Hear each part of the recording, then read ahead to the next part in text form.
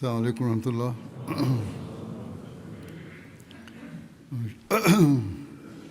اشہد ان لا الہ الا اللہ وحدہ لا شریک لہ واشہد ان محمدا عبدہ ورسولہ اما بعد فاعوذ باللہ من الشیطان الرجیم بسم اللہ الرحمن الرحیم الحمد للہ رب العالمین الرحمن الرحیم مالک یوم الدین إياك نعبد وإياك نستعين اهدنا الصراط المستقيم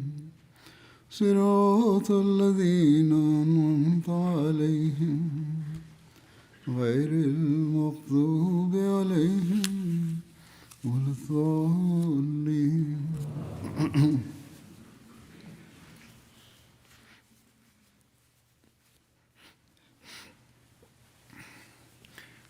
حضرت صلی اللہ علیہ وسلم جو پیغام لائے، اس کا مقصد خدائے واحد و یگانہ پر ایمان لانا، اس کی عبادت کرنا، اس کی توحید کا قیام اور اس کے لیے کوشش کرنا اور اس کے بندوں کے حقوق کی ادائیگی کرنا ہے، اور پھر ایک امت واحدہ بن کر آپس میں بھائی بھائی بن کر رہنا ہے۔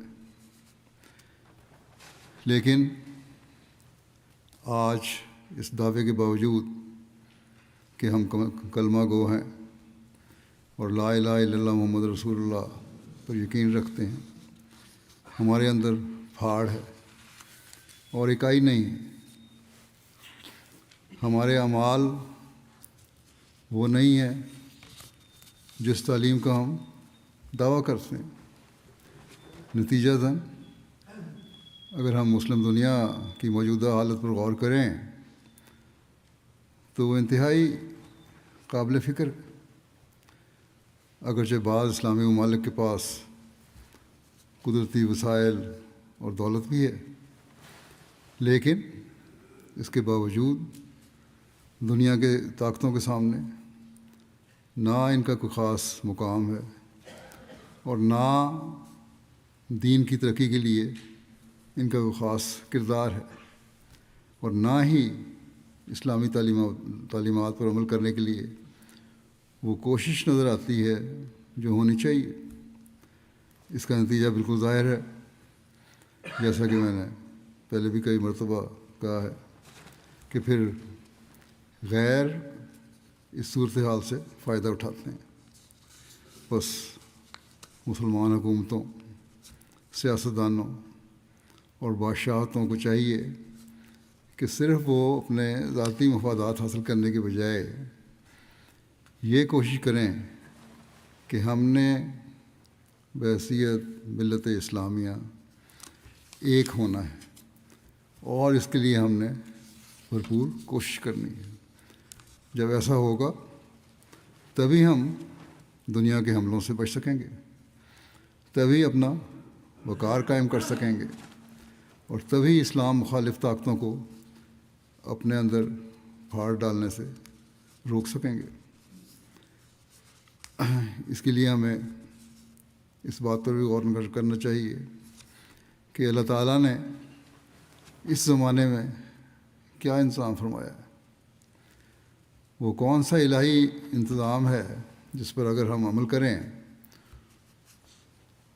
یا اس کو مانیں تو ہم ان باتوں سے بچ سکتے ہیں اور ایک ملت واحدہ بن سکتے ہیں۔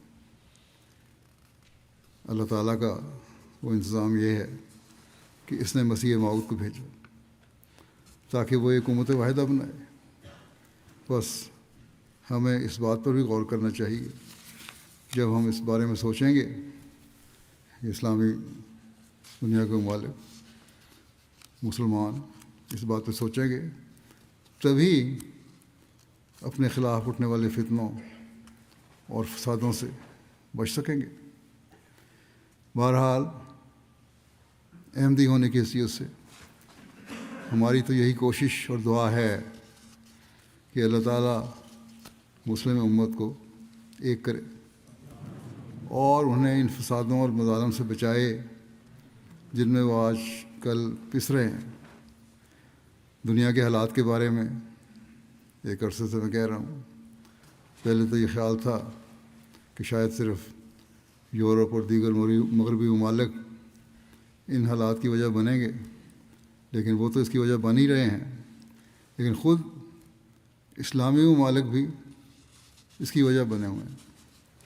اس کے لیے ان مغربی طاقتوں نے ہی پہلے اسلامی ممالک میں فساد پیدا کروایا اور پھر آہستہ آہستہ اس فساد کو ہوا دیتے ہوئے اسے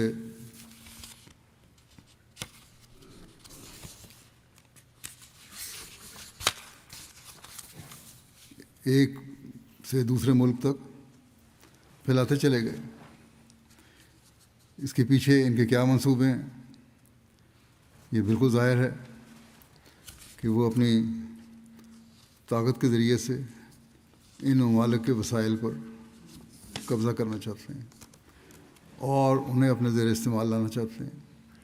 اگرچہ بعض عرب ممالک کے پاس دولت بھی ہے، جیسے پہلے بھی میں نے کہا، لیکن اس کے باوجود یہ مغربی طاقتیں انہیں اپنا زیر نگین بنائے ہوئے ہیں۔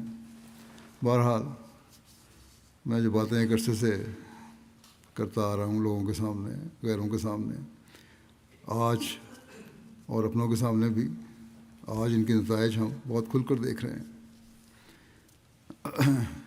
ہمیں یہ بات ہمیشہ یاد رکھنی چاہیے کہ دجالی طاقتیں ہم مسلمانوں کو کبھی امن اور سکون سے رہتا ہوا نہیں دیکھنا چاہتی۔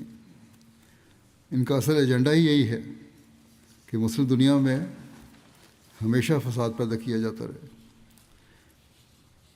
دجالی طاقتیں ہمیشہ یہ دھوکہ دیتی رہی ہیں کہ عرب ممالک میں جہاں تیل کی دولت یا دوسرے وسائل ہیں، ہم امن کے قیام کے لیے تم سے معاہدے کرتے ہیں،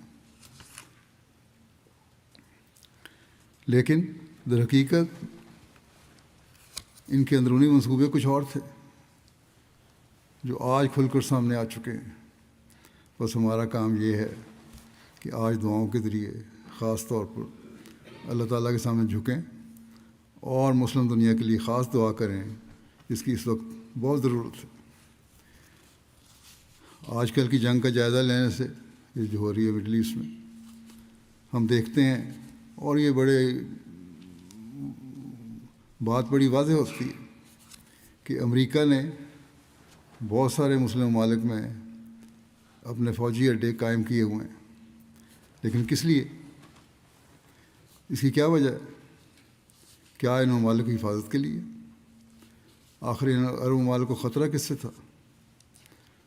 ان طاقتوں نے خود ہی خطرات پیدا کیے اور پھر یہ تصور قائم کیا کہ تم لوگوں کو خطرہ ہے، اس لیے تمہاری حفاظت کے لیے ضروری ہے کہ ان اڈوں کو قائم کیا جائے، اور جس سے خطرہ تھا مسلمانوں کو ہو سکتا ہے، اس کے خلاف تو یہ کبھی استعمال بھی نہیں کریں گے اپنی طاقت یہ ہتھیار، یا پھر مسلمانوں کو اس بات پر قائل کیا گیا ان کی طرف سے کہ ہمیں اڈے فراہم کرو، ہم تمہارے مفادات اور تجارت کو فائدہ دیں گے۔ حالانکہ ان کا اصل مقصد اس ریجن میں اور اس علاقے میں یہ تھا کہ جو ان کی اپنی مخالف طاقتیں ہیں ان کے مقابلے میں مضبوط بنیادوں پر اپنی موجودگی کو قائم رکھا جائے۔ اگر عرب ممالک کو کوئی خطرہ تھا بھی تو وہ ان طاقتوں کا اپنا ہی پیدا کرتا تھا، ورنہ تو ان کے آپس میں کوئی ایسے خطرے کی بات نہیں تھی۔ بہرحال انہوں نے یہ اڈے اس لیے قائم کیے تاکہ ریجن میں ان کی برتری قائم رہے، غیر اسلامی دنیا پر بھی اور اسلامی دنیا پر بھی اپنی برتری قائم کرنا چاہتے تھے۔ ایران تو ہمیشہ سے ان لوگوں کو کھٹکتا رہتا تھا، اور عقائد کے اختلاف کی وجہ سے بعض مسلمان ممالک بھی ان کے مخالف تھے، جس کا ان طاقتوں نے پھر فائدہ اٹھایا۔ چونکہ اسرائیل کے خلاف ایران کی پالیسی زیادہ سخت تھی، اس لیے انہوں نے یہی مناسب سمجھا کہ عرب ممالک کو کسی طرح رام کر کے وہاں اڈے قائم کیے جائیں تاکہ اسرائیل کا تحفظ یقینی بنایا جا سکے، اور ایران کو خوفزدہ کرنے کے لیے اپنی موجودگی قائم رکھی جائے۔ یہ بات بالکل ظاہر ہے، اور ہم اس کا نتیجہ دیکھ بھی چکے ہیں کہ ان اڈوں کی وجہ سے عرب ممالک پر بھی حملے کے امکانات تھے جو بالآخر ہوئے، اور ان کی معیشت بھی تباہ ہوئی۔ جہاں تیل کی دولت ہے یا ٹورزم ہے، ان پر منفی اثرات پڑ رہے ہیں اور پڑے۔ اس صورتحال کا فائدہ بھی انہی طاقتوں کو ہوا ہے اور آئندہ بھی ہوگا، کیونکہ جب جنگ ہوتی ہے اور معیشت متاثر ہوتی ہے تو ظاہر ہے کہ مخالف فریق بھی جوابی حملہ کرتا ہے اور دوسروں کے اڈوں کو تباہ کرنے کی کوشش کرتا ہے۔ چونکہ ان کی ایران کے ساتھ جنگ تھی، اس لیے ایران نے بھی وہی کیا جو آج ہمیں نظر آ رہا ہے کہ اس نے عرب ممالک میں موجود امریکی اڈوں کو نشانہ بنایا اور انہیں تباہ کیا یا نقصان پہنچایا۔ ایک عرب جرنلسٹ نے کل ہی لکھا ہے کہ عربوں کو محتاط رہنا چاہیے، کیونکہ یہ سب حملہ جو یہ کہا جاتا ہے ایران کر رہا ہے، یہ ایران نہیں کر رہا، بلکہ امریکہ اور اسرائیل خود بھی کر سکتے ہیں۔ اگر پہلے ایران نے کیے بھی ہیں تو اب ان سے فائدہ اٹھا کے وہ کریں گے، اور بعض حملوں کو ایران نے تردید بھی کی ہے۔ اور اس نے یہ بھی یہاں تک بھی لکھ دیا ہے کہ ممکن ہے کہ ایک وقت میں امریکہ اور اسرائیل اس جنگ سے نکل جائیں اور یہ مسلم دنیا آپس میں لڑتی رہے، جو وہ چاہتے ہیں۔ حضرت خلیفہ مسیح رابع رحمہ اللہ تعالیٰ نے عراق کی جنگ کے دوران بھی یہ تنبیہ فرمائی تھی کہ اب یہ فساد دنیا میں پھیلتا چلا جائے گا، کاش کہ مسلمان دنیا اس بات کو سمجھے۔ اب جائزہ لے لیں، عراق کی جنگ کے ساتھ ہی دوسرے مسلمان ممالک میں بھی بدامنی پھیلانے کی کوشش کی گئی ہے۔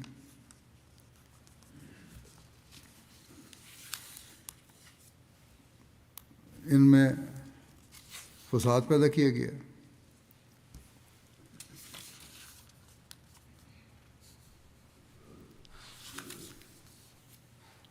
اور اس کے بعد سے دوسرے مسلمان ملکوں میں بھی مسلسل بدامنی پیدا ہو رہی ہے، جس سے کوئی انکار نہیں کر سکتا۔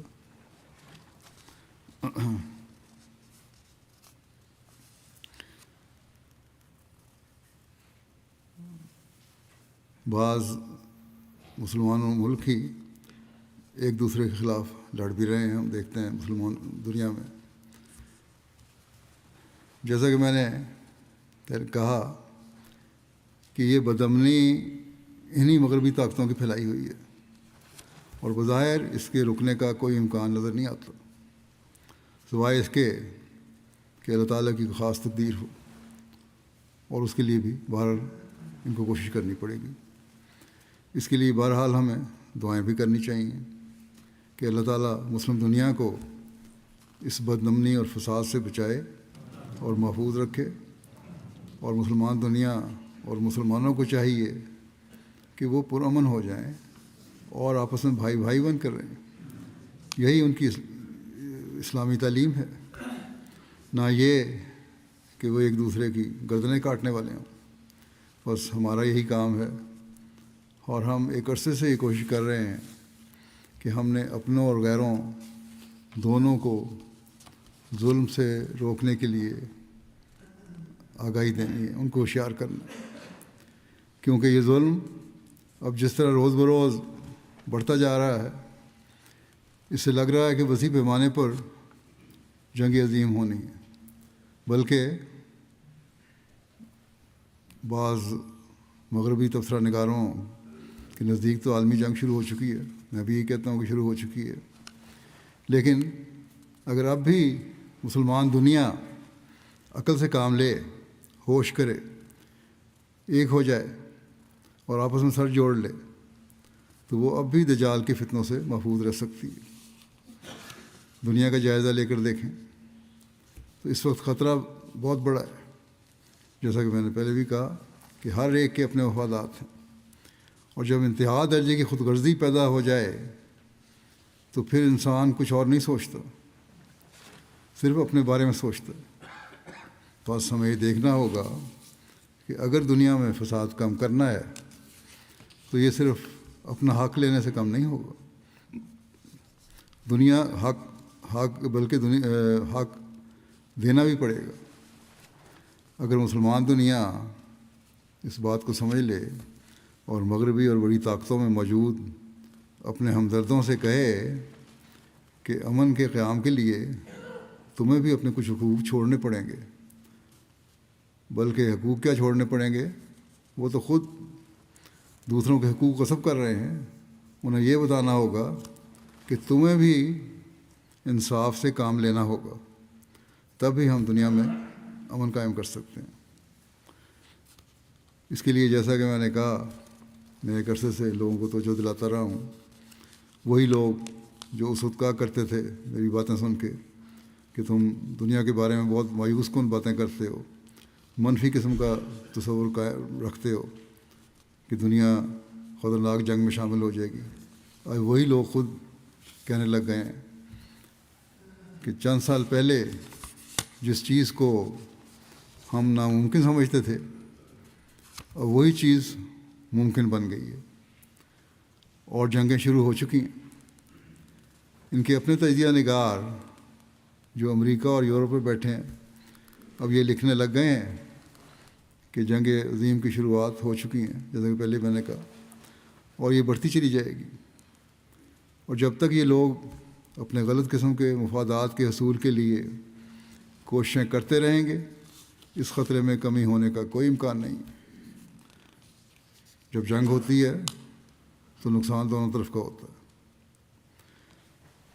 اب مشرق وسطیٰ میں جو جنگ ہو رہی ہے، کہنے کو تو یہ جنگ امریکہ نے ایران پر حملہ کر کے شروع کی ہے، لیکن ایران نے واضح طور پر وارننگ دی تھی پہلے کہ اگر ہم پہ حملہ ہوا تو عرب ممالک میں امریکہ کے جو اڈے ہیں جو انہوں نے کسی خاص مقصد کے لیے بنائے تھے اور اب وہ مقصد حاصل بھی کر رہے ہیں، ہم ان پر حملہ کریں گے. ایران نے واضح طور پر کہا تھا.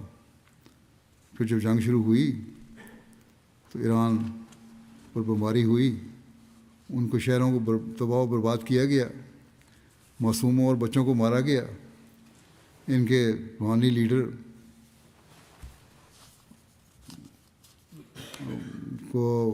کی رہائش گاہ پر حملہ کیا گیا، ان کے اکثر افراد خاندان کی زندگی کا خاتمہ کیا گیا. ان طاقتوں کا یہ خیال تھا اور یہ اعلان نعرے لگاتے تھے کہ ہم اس رجیم کو ختم کریں گے تو پھر ایرانیوں کو آزادی مل جائے گی. لیکن اس سے کیا اثر ہوا؟ جو کچھ مخالف بھی تھے تھوڑے بہت، وہ بھی اب ان کے حق میں ہو گئے، اور اس لیڈر کو خامنائی صاحب یا نام ہے جن کا، ان کا تو شہادت کا مقام مل گیا، اور اس شہادت کے مقام کی وجہ سے ان قوم میں ان کی اور عزت بڑھ گئی. ان کے بچوں کو بھی مار دیا گیا، پورے خاندان کو مارا گیا. تو یہ ظلم جو ہوا، اس سے تو رجیم چینج کیا ہونی تھی، ان کو ان کی عزت اور احترام اور زیادہ بڑھ گیا ہے۔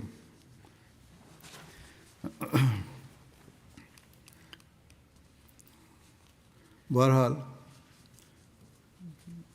ایران نے بھی رد عمل کے طور پر عرب ممالک میں ان اڈوں پر حملہ کیا جو مغربی طاقتوں اور امریکہ کے اڈے تھے۔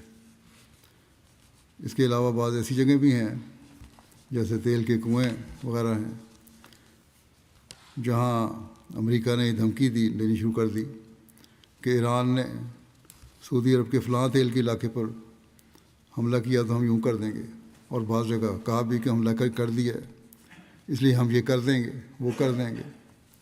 اس پر ایران نے واضح کہا کہ نہ ہم نے حملہ کیا ہے ایسی جگہوں پہ، اور نہ ہمارا ایسا کوئی ارادہ ہے۔ مسلمانوں کے دلوں میں مسلمانوں کے خلاف نفرتیں پیدا کرنے کی ایک اور چال ہے۔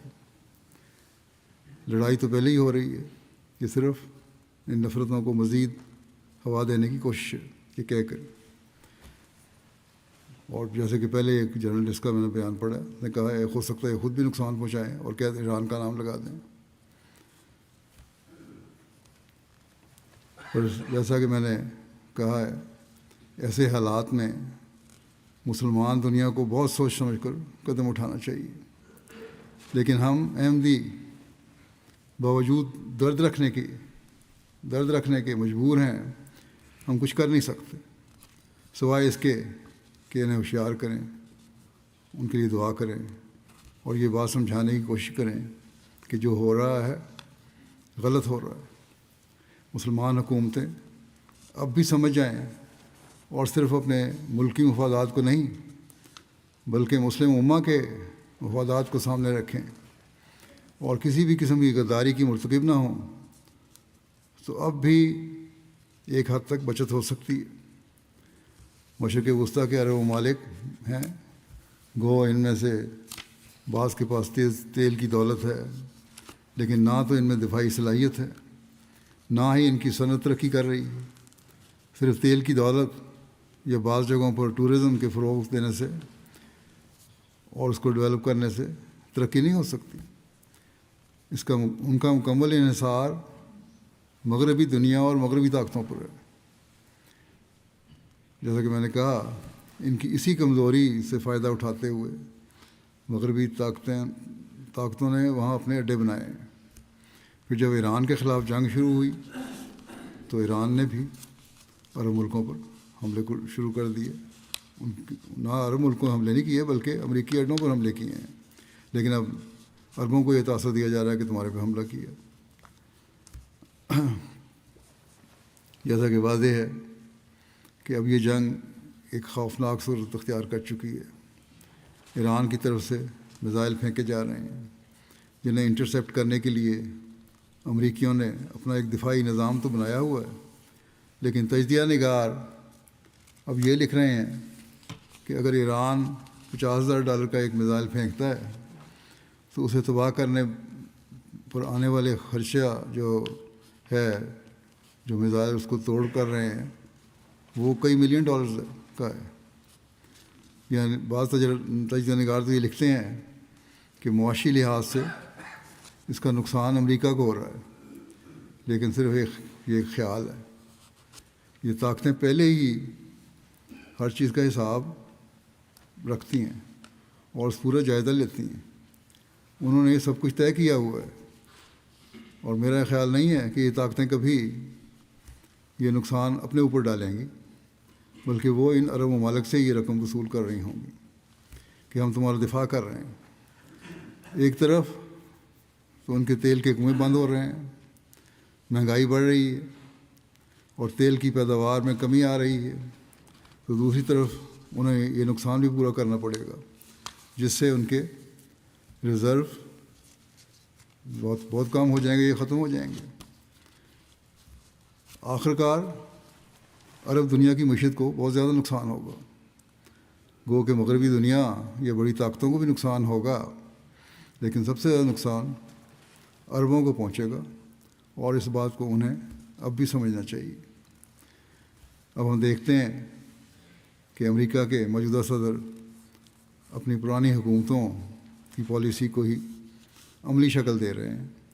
یہ صرف آج کی حکومت کی پالیسی نہیں ہے، بلکہ ہمیشہ سے ان کی یہی پالیسی رہی ہے کہ جہاں دل چاہے وہاں کے وسائل پر زبردستی قبضہ کر لو، اور پھر کسی نہ کسی بہانے سے اس کا جواز پیدا کرنے کی کوشش کرو کہ یہ وجہ ہوئی یا وہ وجہ ہوئی.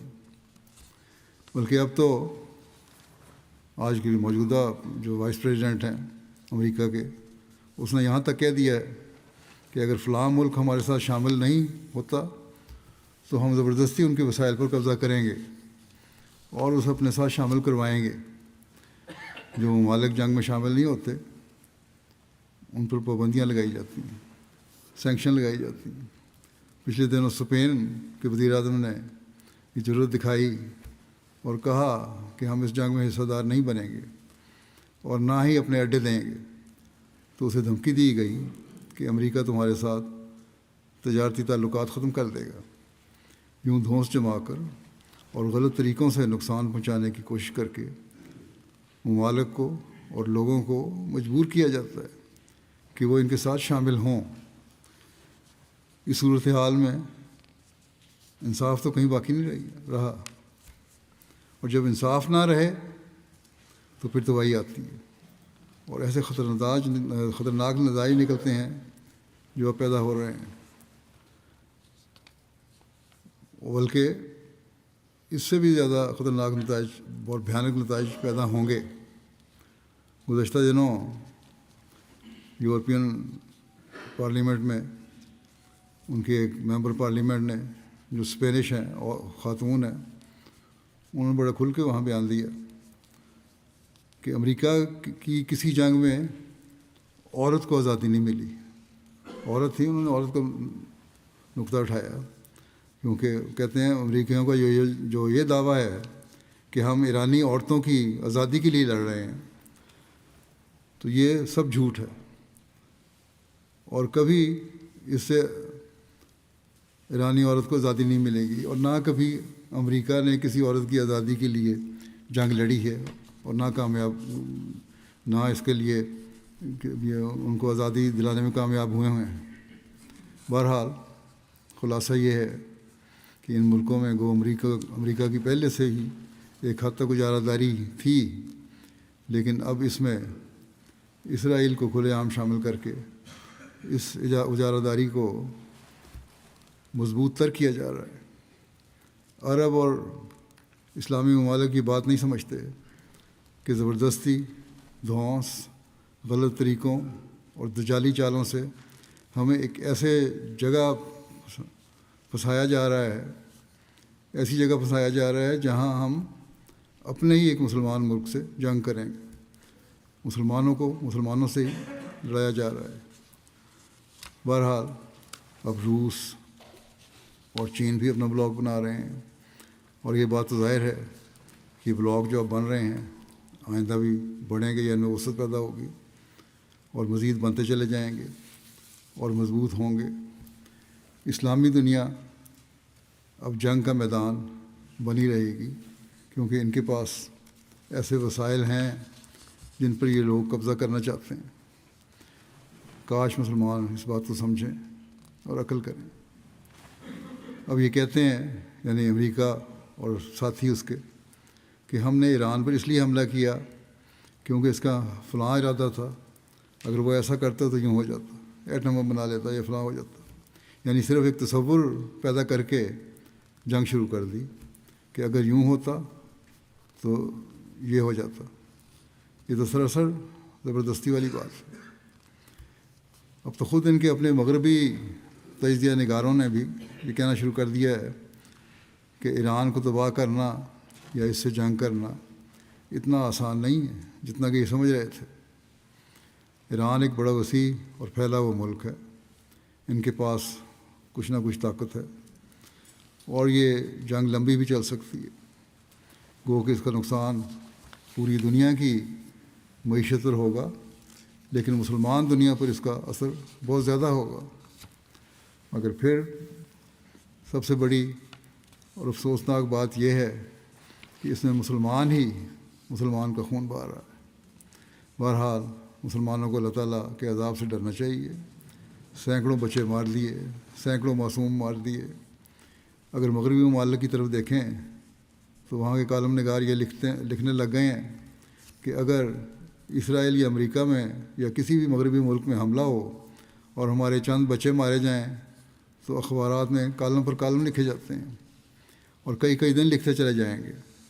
لیکن یہاں ایک اسکول پر بمباری کر کے سینکڑوں بچے مار دیے، مگر وہاں کوئی کچھ کہنے والا نہیں۔ پہلے فلسطین میں یہ حال کیا اور اب ایران میں بھی یہی کچھ ہو رہا ہے۔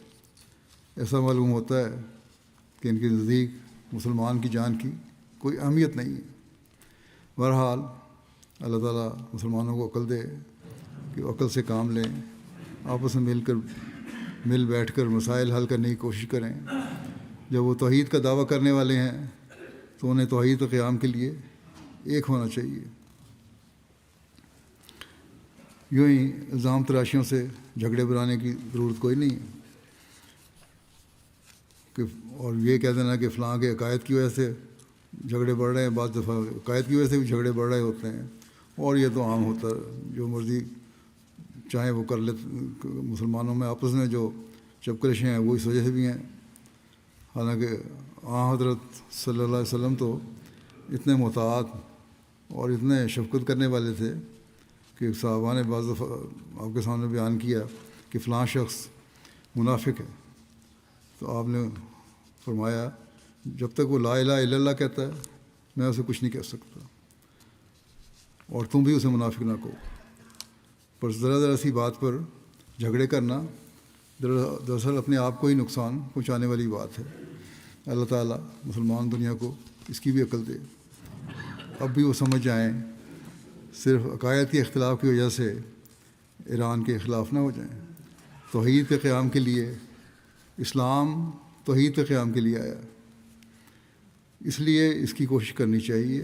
بڑی طاقتوں کو اپنا خدا نہ سمجھیں، کیونکہ ہمیشہ رہنے والی طاقت صرف خدا تعالیٰ کی ہے۔ اگر ان بڑی طاقتوں کو ہی سب کچھ سمجھ لیا تو پھر یہ لوگ ایک ایک کر کے تمام اسلامی دنیا پر قبضہ کر لیں گے اور یہ جو ظاہری حکومتیں ہیں یہ بھی ختم ہو جائیں گی۔ بس اب بھی وقت ہے، ہوش کرنے کی ضرورت ہے، خدا تعالیٰ کی طرف جھکیں۔ ان دنیا داروں نے دنیا کا امن و سکون اور خاص طور پر مسلم دنیا کا امن و سکون برباد کیا ہے اور آئندہ بھی کریں گے۔ قرآن کریم میں اللہ تعالیٰ مسلمانوں کو ہدایت دیتے ہوئے فرماتا ہے کہ وَإِن طَائِفَتَانِ مِنَ الْمُؤْمِنِينَ اقْتَتَلُوا فَأَصْلِحُوا بَيْنَهُمَا فَإِن بَغَتْ إِحْدَاهُمَا عَلَى الْأُخْرَى فَقَاتِلُوا الَّتِي تَبْغِي حَتَّى تَفِيءَ إِلَىٰ أَمْرِ اللَّهِ فَإِن فَاءَتْ فَأَصْلِحُوا بَيْنَهُمَا بِالْعَدْلِ وَأَقْسِطُوا إِنَّ اللَّهَ يُحِبُّ الْمُقْسِطِينَ۔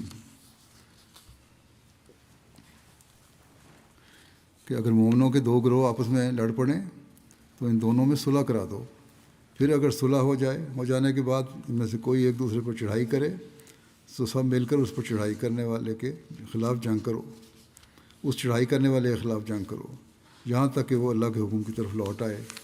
پھر اگر وہ اللہ کے حکم کی طرف لوٹ آئے تو عدل کے ساتھ ان دونوں لڑنے والوں میں صلح کرا دو اور انصاف کو مد نظر رکھو، اللہ انصاف کرنے والوں کو پسند کرتا ہے۔ بس یہ وہ نقشہ ہے، یہ وہ نقطہ ہے جو گو کہ دنیا کے امن کے لیے بھی بہت ضروری ہے، لیکن مسلمان دنیا کو تو خاص طور پر اس پر عمل کرنا چاہیے، کیونکہ اللہ تعالیٰ نے قرآن کریم میں ان کے لیے یہ واضح ہدایت فرمائی ہے۔ بس عدل اور انصاف کے تقاضے پورے کریں اور اسلامی ممالک کی جو تنظیم ہے وہ بھی اس میں اپنا کردار ادا کرے۔ یہ بات بھی واضح ہونی چاہیے کہ صلح کرواتے وقت اپنے ذاتی مفادات سامنے نہیں رکھنے، بلکہ اصل مسئلے کا فیصلہ کرنا چاہیے کہ اس کی کیا وجوہات ہیں، اور وجوہات تو وہی ہیں جو ہمیں صاف نظر آ رہی ہیں کہ جعلی طاقتیں ہمیں لڑانا چاہتی ہیں۔ اقوام متحدہ UN وغیرہ جو بنی ہیں انہوں نے بھی کوئی مثبت کردار ادا نہیں کیا، بلکہ اب تو خود یہ لوگ اس کے خلاف بولنے لگ گئے ہیں۔ بس اگر ہم ذاتی مفادات سے بالا ہو کر، اپنے ملکی مفادات سے بالا ہو کر یہ کام کریں گے تو تبھی ہم بچ سکتے ہیں، ورنہ ہم ان جعلی طاقتوں کی گود میں چلے جائیں گے۔ بس سب مسلم ممالک کو سر جوڑ کر بیٹھنے کی ضرورت ہے۔ اسی طرح اللہ تعالیٰ فرماتا ہے آگے اس آیت کے کہ انما المؤمنون اخوۃ فاصلحوا بین اخویکم واتقوا اللہ لعلکم ترحمون، کہ مومنوں کا رشتہ آپس میں صرف بھائی بھائی کا ہے، بس تم اپنے دو بھائیوں کے درمیان جو آپس میں لڑتے ہوں صلح کروا دیا کرو، اور اللہ کا تقوی اختیار کرو تاکہ تم پر رحم کیا جائے۔ اگر مسلمانوں میں اختلاف ہو بھی جائے، جیسا کہ ایران اور بعض عرب ممالک کے درمیان کہا جاتا ہے کہ اختلاف ہے، یا دوسرے مسلم ممالک میں اختلاف ہے، تو انہیں یاد رکھنا چاہیے کہ ان کا آپس میں اصل تعلق اسلامی اخوت اور بھائی چارے کا ہے۔ چھوٹے چھوٹے جھگڑے اس اسلامی اخوت کو توڑنے کی وجہ نہیں بننے چاہیے، اور اس بات پر مسلمان ممالک کو خاص طور پر توجہ دینی چاہیے، ورنہ جیسا کہ میں نے کہا کہ اسلام مخالف طاقتیں اس سے فائدہ اٹھائیں گی۔ بس عرب ممالک کو چاہیے اور ایران کی حکومت کو بھی چاہیے کہ وہ صلح کا حل نکالیں۔ چین اور بعض دوسرے ممالک جن میں پاکستان بھی شامل ہے، انہوں نے صلح کے لیے اپنا کردار ادا کرنے کی پیشکش کی ہے۔ کاش کہ مسلم دنیا اس بات کو سمجھے، اللہ تعالیٰ انہیں عقل دے۔ بہرحال ہمارا کام تو یہی ہے کہ خاص طور پر مسلمان دنیا اور معصوموں کے لیے دعا کریں۔ رمضان کے مہینے میں خاص طور پر صرف اپنی ذاتی دعاؤں کی طرف توجہ نہ دیں، بلکہ امت مسلمہ کے لیے بھی دعا کریں۔ اللہ تعالیٰ انہیں عقل دے کہ دنیا میں اور خاص طور مسلم دنیا میں امن قائم ہو سکے، مسلمان کی گردن کاٹنے والا نہ ہو۔ یہ لوگ جو آپس میں لڑ کر غلط طریقے سے ایک دوسرے کو قتل کر رہے ہیں، اس عمل سے وہ اللہ تعالیٰ کی ناراضگی کا مورد بن رہے ہیں۔ ایسے لوگ نہ صرف اس جہان میں نقصان اٹھانے والے ہیں، بلکہ اگلے جہان میں بھی نقصان اٹھانے والے ہوں گے۔ اس لیے اس بات کی طرف خاص توجہ دینے کی ضرورت ہے، اور اس کے لیے ہمیں خاص طور پر دعا کی ضرورت ہے۔ اللہ تعالیٰ ہمیں حقیقی رنگ میں دعاؤں کی توفیق بھی عطا فرمائے۔ کچھ جنازہ غائب بھی میں پڑھاؤں گا، کچھ مرحومین کا ذکر اس وقت کرتا ہوں میں۔ پہلا ذکر ہے مکرم صاحبزادی امت الجمیل صاحبہ کا، جو خدیوی مسیح ثانی رضی اللہ عنہ کی سب سے چھوٹی بیٹی تھیں، اور ناصر محمد سیال صاحب مرحوم کی اہلیہ تھیں۔ چودھری فوت محمد سیال صاحب جو مبلغ بھی رہے ہیں یہاں، ان کی بہو تھیں۔ تقریباً 99 سال کی عمر میں جس دن ان کی وفات ہوئی ہے۔ انا للہ و انا الیہ راجعون، مرحومہ موسیہ تھیں۔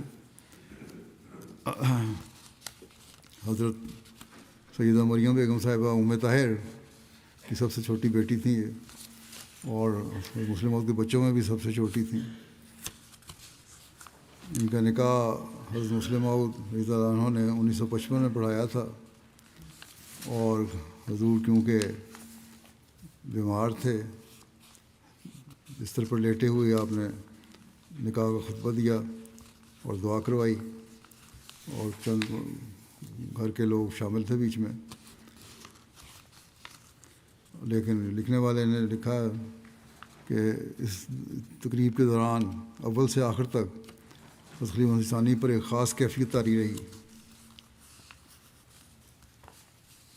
اور پھر حضرت مسلم موعود نے 1956 میں ان کی شادی کی اور دعا سے رخصت کیا، خود شاد نہیں، دعا سے رخصت کیا ان کو۔ ان کے 4 بچے ہیں، ایک بیٹا ظاہر مصطفیٰ جو پہلا بیٹا ہے ان کا، یہ انہوں نے اپنی ہمشیرہ صاحبزادی امت القیوم صاحبہ کو دے دیا تھا، جنہوں نے بچپن سے اس کو پالا ہے۔ بیٹی ہے یاسمین ملک، یہ بھی کینیڈا میں ہے۔ سعدیہ احمد یہ یہاں UK میں رہتی ہیں۔ صوفیہ احمد یہ رووا میں ہے، نادر خان درویشہ مرزا صمد احمد کی اہلیہ ہیں۔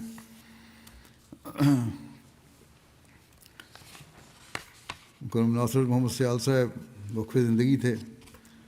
حضرت مسلم موعود نے یہ فضل عمر ریسرچ شروع کیا، تو اس میں ان کو ریسرچ کے لیے لگایا. اس کے بعد جب ریسرچ بند ہو گیا تو پھر جماعت نے ان کو اجازت دے دی کہ اپنا کام کریں. ان کی بیٹی صوفیہ لکھتی ہیں کہ غریبوں کا خیال رکھنے والی تھیں، اور لوگوں نے بھی مجھے لکھا ہے کہ ہمارا خیال رکھنے والی اور ضرورتوں کو پورا کرنے کی کوشش کرنے والی تھیں. ان سے بچپن میں حضرت مسلم موعود نے ان ساتھ ان کی بعض واقعات بھی ہیں، بعض خوابیں ہیں حضرت مسلم موعود کی جن میں ان کا ذکر ہے. اس لحاظ سے ان کے ذکر کے ساتھ ہی کچھ پرانی تاریخ بھی آ جاتی ہے. ایک گھریلو واقعہ انہوں نے خود بیان کیا. حضرت مسلم موعود کے جو اصول پرستی اور جماعتی جو کارکن ہیں ان کے عزت کا کتنا خیال ہے کہ مسلم موعود کی جوتی باہر پڑی ہوتی تھی، وہ صفا کر دیتے تو انہوں نے اپنی جوتی بھی وہاں رکھ دی. حضرت مسلم موعود جوتی اٹھا کے لے آئے ان سے اور کہا یہ کس کی جوتی ہے. خیر غصے میں تھے، کوئی بولا نہیں. تو خیر آخر میں انہوں نے کہا اچھا بتاؤ کس کی. میں کچھ نہیں کہتا. تو انہوں نے کہا، حالانکہ بڑی لاڈلی تھی حضرت مسلم موعود کی، انہوں نے کہا کہ میری. حضرت مسلم موعود نے کہا آئندہ سے تو میں خود نہیں پالش کر سکتی تو مجھے دے دیا کرو، مگر جماعتی کارکن سے پالش نہیں کروانی. بہرحال صدقہ خیرات دینے والی تھیں اور غریبوں کا خیال رکھنے والی تھیں. کہتی ہیں ان کے کہ میں نے پرانے کھاتے ان کے نکالے کتابوں میں سے، تو بہت سارے اخراجات غریبوں کی مدد کے لیے اس میں حساب لکھے ہوئے تھے جو باقاعدہ دیتی تھیں.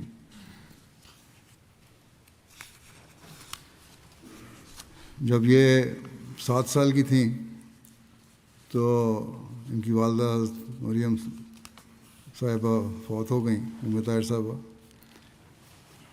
حضرت مسلم موعود نے لکھا ہے کہ مرحومہ کو لے کر ہم شیخ بشیر احمد صاحب کے گھر پہنچے تو چھوٹی لڑکی امت الجمیل جو ان کی اور میری بہت لاڈلی تھی اور کل 7 برس کی عمر کی تھی، اسے میں نے دیکھا کہ ہائے امی کہہ کر چیخیں مار کر رو رہی ہے.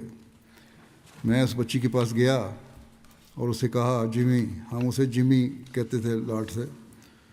کہ مسلم کہتے ہیں میں نے اسے کہا کہ امی اللہ میاں کے گھر گئی ہیں، وہاں ان کو زیادہ آرام ملے گا، اور اللہ میاں کی یہی مرضی تھی کہ اب وہ وہاں چلی جائیں. دیکھو رسول اللہ صلی اللہ علیہ وسلم فوت ہو گئے، تمہارے دادا جان فوت ہو گئے، کیا تمہاری امی ان سے بڑھ کر تھیں؟ پھر حضرت مسلم کہتے ہیں میرے خدا کا سایہ اس بچی سے 1 منٹ کے لیے بھی جدا نہ ہو. میرے اس فکرہ کے بعد اس نے ماں کے لیے آج تک کوئی چیخ نہیں ماری، اور یہ فکرہ سنتے ہی بالکل خاموش ہو گئی. بلکہ دوسرے دن جنازے وقت جب اس کی بڑی بہن صدمے سے چیخ مار کر بے ہوش ہو گئی تو میری چھوٹی بیوی مریم صدیقہ کے پاس، جو کہ میری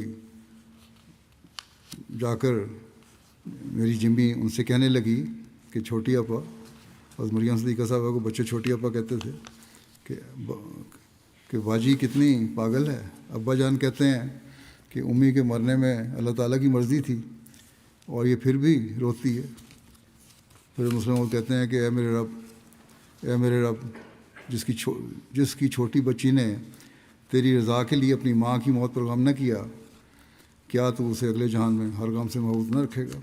حضرت مریم صاحبہ حضرت ام طاہر صاحبہ کے لیے دعا کی پھر آپ نے کہ اے میرے رحیم خدا، تجھ سے ایسی امید رکھنا تیرے بندوں کا حق ہے، اور اس کا امید کا پورا کرنا تیری شایان شان ہے.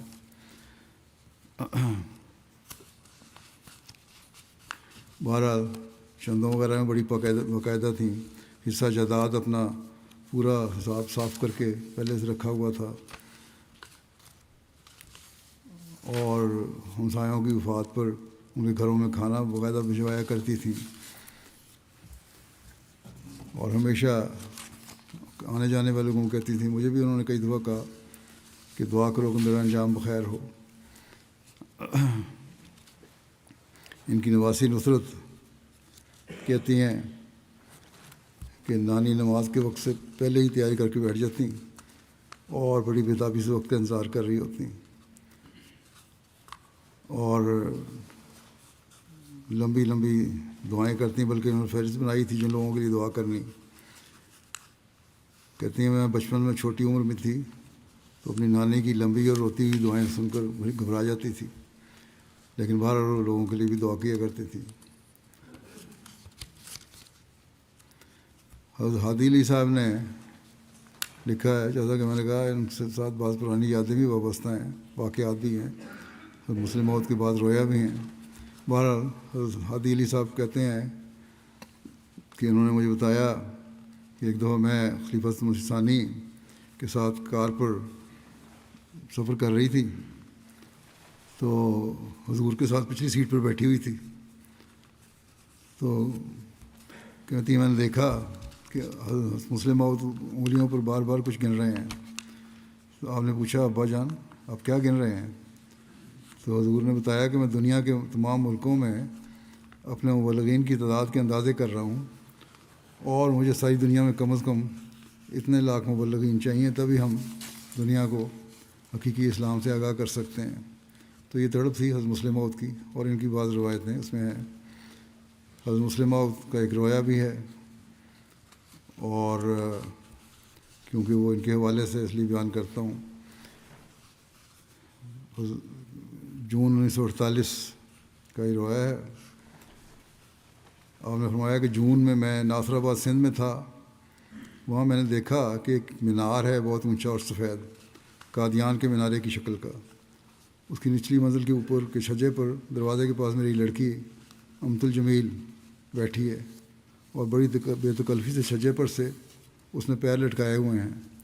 اتنے میں میری نظر مینارے پر پڑی تو میں نے دیکھا کہ مینارے کے سب سے اوپر کے منزل یعنی اس سے نچلی منزل کے دروازے میں سے ایک بہت بڑا سانپ جو کئی فٹ لمبا اور 1.5 فٹ موٹا ہے، اور کئی گز لمبا اور 1.5 فٹ موٹا ہے، سبز رنگ کا ہے، اس نے سر نکال کے نچلی منزل کی طرف آ رہا ہے، اور اس طرح وہ نچلی منزل سے آیا، اس پہ سے اترا۔ مختصر بیان کر دیتا ہوں، بیان تو کافی لمبا ہے، اور حتیٰ کہ سب سے نچلی منزل سے اوپر کی منزل پر پہنچ گیا، اور پھر اس نے نچلی منزل کی چھت کی طرف رخ کیا۔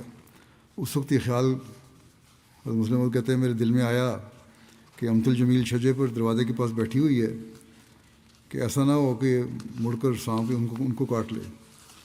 ساتھ ہی میں ڈرتا ہوں کہ اگر لڑکی ہلی تو گر جائے گی، اسے چوٹ لگے گی۔ تب میں نے نہایت لجاجت سے اللہ تعالیٰ کے حضور دعا کرنی شروع کی، جس کا یہ فقرہ مجھے یاد ہے کہ اللہم اعزھا لی وللجماعت الاحمدیۃ ولغربائہا، کہ ہمارے اللہ اس کو میری خاطر اور جماعت احمدیہ کی خاطر اور اس کے غرباء کی خاطر اس بلا سے نجات دے۔ اور مسلم لکھتے ہیں وہ عربی میں غرباء کے معنی مسافروں کے ہوتے ہیں، اور اردو میں غرباء کے معنی مسکینوں کے ہوتے ہیں۔ اللہ تعالیٰ بہتر جانتا ہے کہ اس جگہ اردو محاورہ استعمال کیا گیا ہے یا عربی محاورہ، اور اس میں بعض مسافروں کی طرف اشارہ ہے۔ بہرحال کہتے ہیں کہ میں یہ دعا کرتا گیا، اور میں نے دیکھا کہ امت الجمیل نے خود بخود خطرہ محسوس کر کے چھجے کی طرف سے سرکنا شروع کیا، اور سرکتے سرکتے کئی گز وہ دروازے سے پرے ہٹ گئی، اور اتنے میں سانپ اس دروازے سے اتر کر جمیل کی طرف متوجہ ہوا، مگر پھر چونکہ وہ کچھ دور تھی اس لیے اس کا پیچھا نہیں کیا بلکہ زمین کی طرف اترنا شروع کیا۔ اور لکھتے ہیں کہ یہ رویا بظاہر بچی کے لیے نہایت مبارک ہے کہ اس میں دعا ہے، وہ میرے لیے ٹھنڈک کا موجب ہونے کے علاوہ جماعت اور غرباء کے لیے بھی مفید ہوگی۔ واللہ عالم۔ اللہ تعالیٰ اور بھی بعض رویا ہے، ان میں ذکر ہے مسلم موعود کا، مسلم موعود کی رویا جن میں ان کا ذکر ہے۔ اللہ تعالیٰ ان سے مغفرت اور رحم کا سلوک فرمائے۔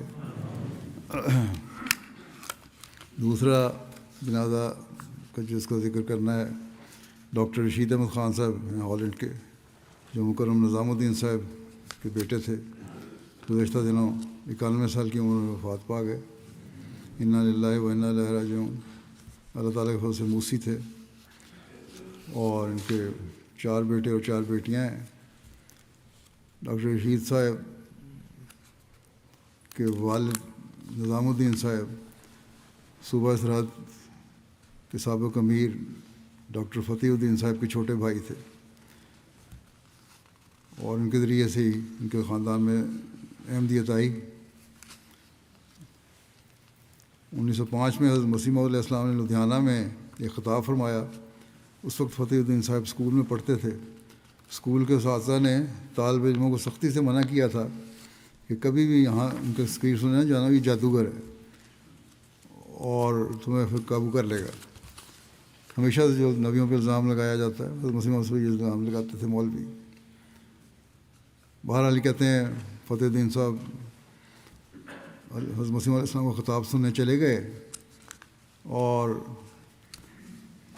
حضرت مسیح علیہ السلام کا چہرہ دیکھ کر چھوٹی سی عمر میں ان کو یقین ہو گیا کہ یہ سچے ہیں۔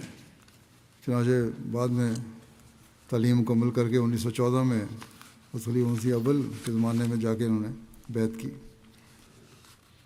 بڑے نیک فطرت، مرحوم رشید صاحب بھی بڑے نیک فطرت تھے، سلیم متبع تھے، ملنسار تھے، خدا ترس تھے، صلہ رحمی کرنے والے، اپنے آپ کو تکلیف میں ڈالتے تھے، بڑے نڈر اور شجاع تھے، خلافت کے شدائی تھے اور ہر وقت ہر قربانی کے لیے تیار رہنے والے تھے۔ غریبوں کی کفالت، مستحقین کی مدد کرنا، کسی کو بتائے بغیر کیا کرتے تھے۔ کئی نوآئین جن پر مخالفین جھوٹے مقدمے بنا لیتے تھے، ان کی ضمانت کے لیے بھی آپ چلے جاتے۔ فرقان فورس میں بھی شامل رہے۔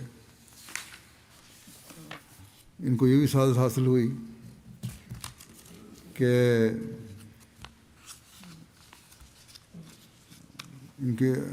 ان کو اور ان کے سسر عباس خان صاحب کو اور ان کے بھائی منظور صاحب کو صوبہ سرحد میں خلیفہ مسیح ثانی نے وقف جدید کے تحت مختلف علاقوں میں بھجوایا اور یہ ذمہ داری سونپی گئی کہ پرانے احمدی خاندانوں سے رابطہ بحال کریں اور تبلیغ کا کام سر انجام دیں۔ چنانچہ انہوں نے یہ کام بڑی خوش سلوکی سے انجام دیا۔ تبلیغ کا ان کو بڑا شوق تھا۔ ایک دوست کو تبلیغ کی، دولت خان صاحب، انہوں نے بیعت کی، اس پر مقدمہ بھی شروع ہو گیا، ان پہ بھی مقدمہ ہو گیا اور ان کی گرفتاری بھی ہو گئی۔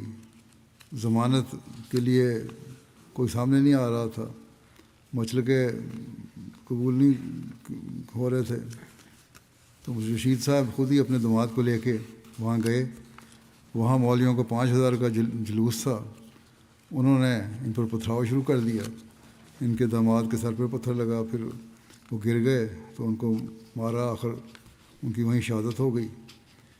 اور پولیس نے بھی اس میں اس بقول جو ان کا عمل ہے ان شیطانوں کا کہ ہم تو ثواب حاصل کر رہے ہیں، پھر پولیس نے بھی اس لاش کو ٹھڈے مارنے شروع کیا کہ ہم بھی ثواب حاصل کریں۔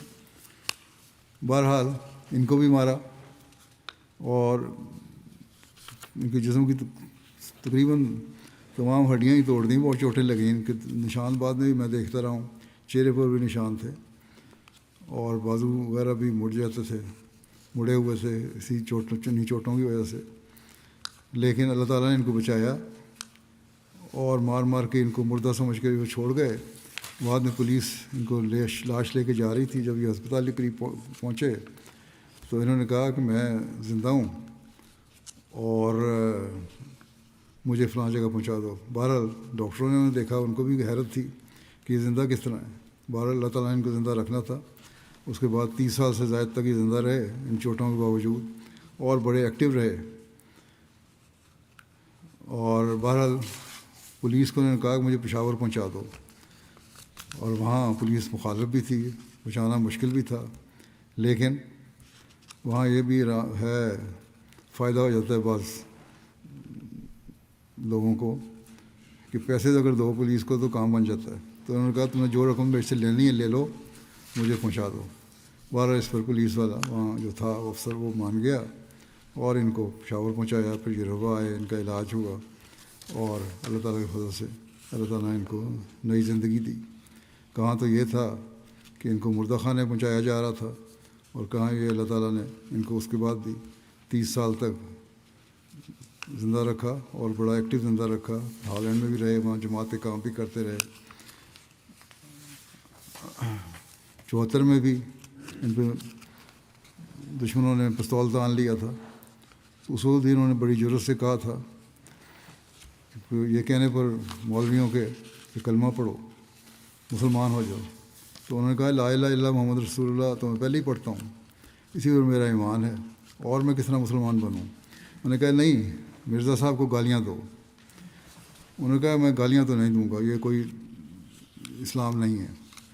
اب اس کے بعد انہوں نے کہا کہ میں تو درود پڑھنے والا ہوں اور حضرت صلی اللہ علیہ وسلم کی تعلیم پر عمل کرنے والا ہوں، میں اس قسم کی حرکتیں نہیں کر سکتا۔ پھر انہوں نے کہا کہ میں نے ان کو کہا کہ ایک صحابی کا واقعہ سنایا،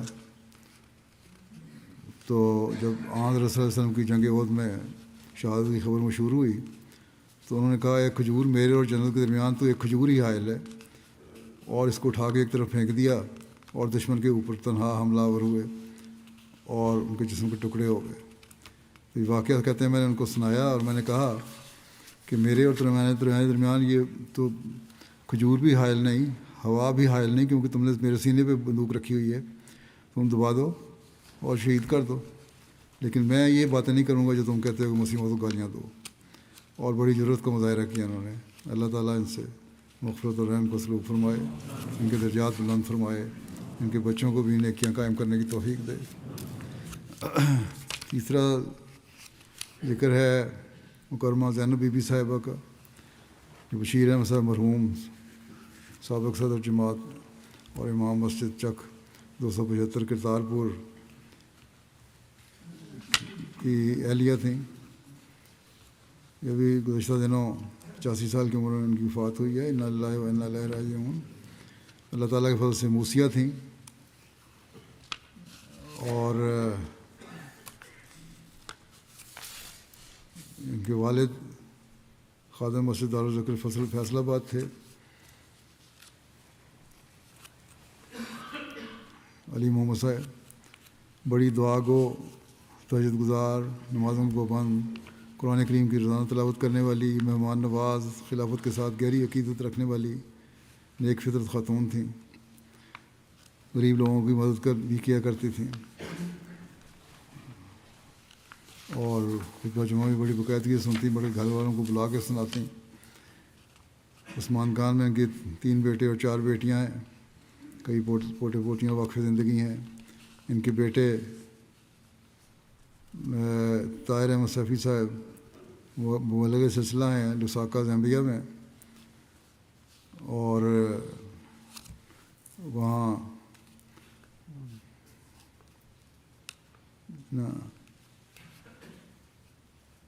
نہیں، ان کی بیٹی امت الرشید صاحبہ جو اہلیہ ہیں مبلغ سلسلہ کی،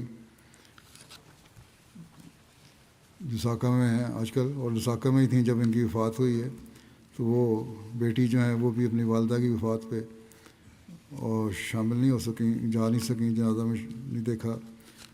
اللہ تعالیٰ ان کو بھی صبر اور حوصلہ عطا فرمائے اور مرحومہ مغفرت اور رحم کو سلوک فرمائے۔